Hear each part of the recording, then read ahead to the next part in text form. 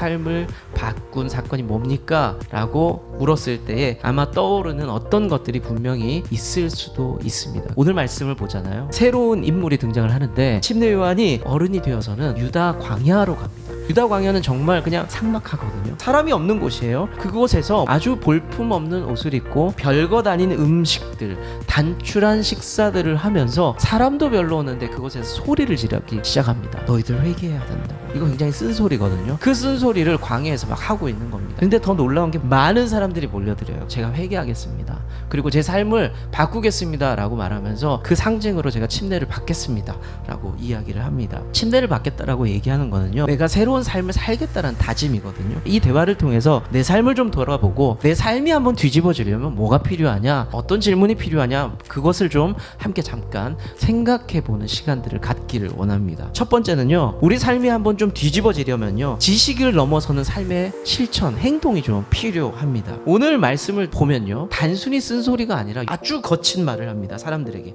독사의 자식들아 라고 이야기를 합니다. 이게 예수님이 자주 하시던 욕이었어요. 많은 사람들이 첫 번째로 소개되고 있습니다. 이 무리가 요한에게 첫 번째로 구원을 받기 위해서, 생명을 얻기 위해서, 내가 삶이 좀 달라지기 위해서 어떻게 하면 되겠냐라는 질문을 하는 겁니다. 성숙해지고 싶은, 새 사람이 되고 싶은 열망이 있었던 거죠. 그 사람들에게는 회개하면 그런 열망이 생길 수밖에 없습니다. 그런 사람들에게 요한이 사랑을 말로만 하지 말고 좀 실천 좀 하고 살아라 라고 이야기를 하고 있습니다. 왜냐하면 그런 욕을 들었던 사람들의 특징이 가식이었거든. 막 자기를 꾸미는 겁니다. 아닌데 그런 척하는 거, 행동은 그렇게 못하면서 말만 그렇게 하는 거. 요한은요, 회개하는 사람들에게는 뭐가 있어야 되냐라고 알려주냐면 합당한 열매라고 이야기합니다. 우리가 머리로 아는 것들 있잖아요. 교회에서 배운 좋은 가치들, 사랑, 헌신, 화평, 이런 것들이 삶의 열매로 드러나야 된다라고 요한은 알려주고 있습니다. 성도라면 이웃을 사랑하라고 말하지 말고 사랑해야지, 나눠야지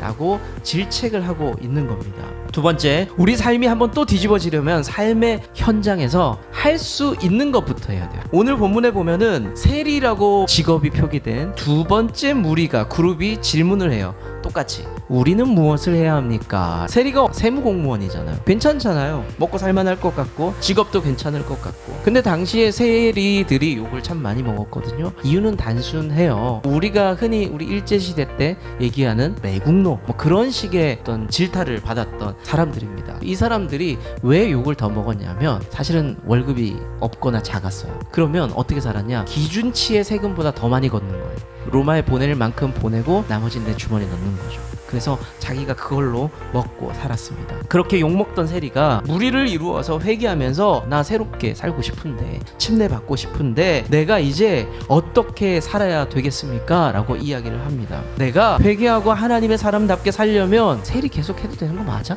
이 고민이 드는 거예요. 그렇게 살아왔는데 내가 지금처럼 살아도 되는 거야? 세리에 대한, 직업에 대한 회의가 생기는 거예요. 그래서 요한에게 질문하는 겁니다. 내가 이제 어떻게 해야 돼요? 답을 이렇게 주고 있습니다. 세리들에게 너 사표 써 라고 얘기하지 않았습니다. 네가 하는 일 그대로 하되 직업을 버리지 말고 다만 기준대로만 걷어라. 정직하게 원칙대로 세금을 걷어라 라고 권면을 하고 있습니다. 진짜 회개했던 것, 삶이 뒤집어지게 되면 천지개벽하는 것처럼 느낄 때가 있어요. 그래서 모든 걸 다 때려치우고 라고 생각할 수가 있습니다.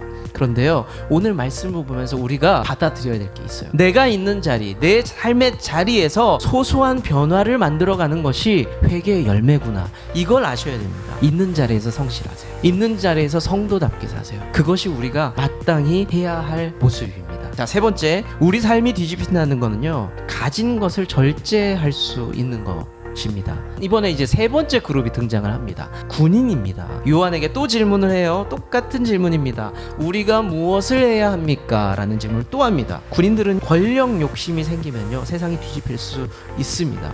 그리고 그 힘 가지고 부를 축적할 수도 있었습니다. 그런데 이 군인들이 신앙을 갖게 되니까 내가 이 힘이 있는데 바르게 사는 게 뭔지 좀 고민이 되고 갈등이 됩니다 라는 겁니다. 요한은 14절을 통해서 뭐라고 이야기하냐면 그 힘을 가지고 폭력을 행사하지 말아라. 그리고 그 힘 가지고 다른 사람들 물건 빼앗지 말라는 겁니다. 그런 이야기들을 하고 있습니다. 그리고 하나 더 이야기하는데 너희들 월급이 작을 거야.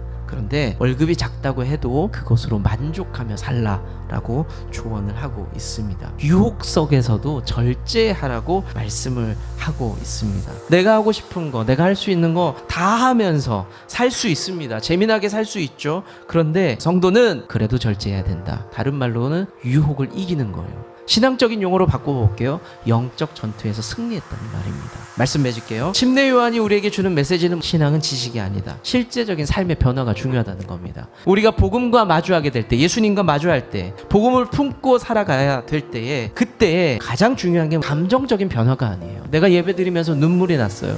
감동이 왔어요. 이게 아니라 오늘 요한을 통해서 쿡 찌르는 게 뭐냐면, 그래서 눈물 났어? 네 삶이 그 다음날부터 뭐가 달라졌는데? 라는 겁니다. 우리가 예수를 믿는다는 건요, 행동으로 드러나야 됩니다.